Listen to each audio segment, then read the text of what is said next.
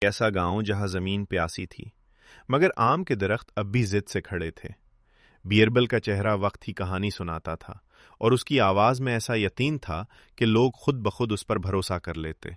وہ سچ بولتا تھا، کسی کو دکھ دینے کے لیے نہیں بلکہ سنبھالنے کے لیے۔ جب قحط آیا تو خوف ہر طرف پھیل گیا، کنویں سوکھ گئے، لوگ چڑچڑے ہو گئے اور افواہیں جنم لینے لگیں۔ ایک بات زور پکڑ گئی کہ راجہ مان سنگھ کی زمین میں ایک چھپا ہوا چشمہ ہے جس کا پانی بیچا جا رہا ہے، جبکہ گاؤں پیاسا ہے۔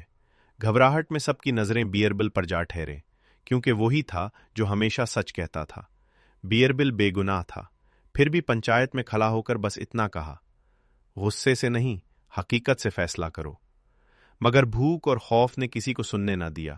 بات بڑھتی گئی اور آخر فیصلہ ہوا کہ بیربل کو بادشاہ اکبر کے دربار میں لے جایا جائے۔ راستے میں اس کی بیٹی جہان آرا اس کے ساتھ تھی۔ رات کی خاموشی میں وہ رو پڑی، ابا، وہ آپ کو نقصان پہنچائیں گے۔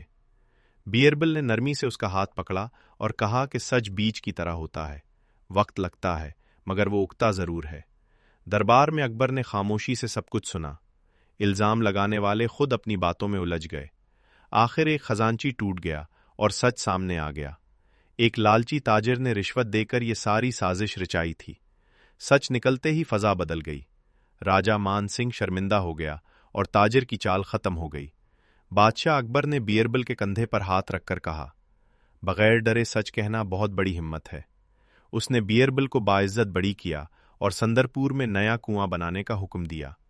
جب بیربل واپس آیا تو پورا گاؤں مونو موجود تھا۔ راجہ مان سنگھ خود پہلا پتھر رکھ رہا تھا۔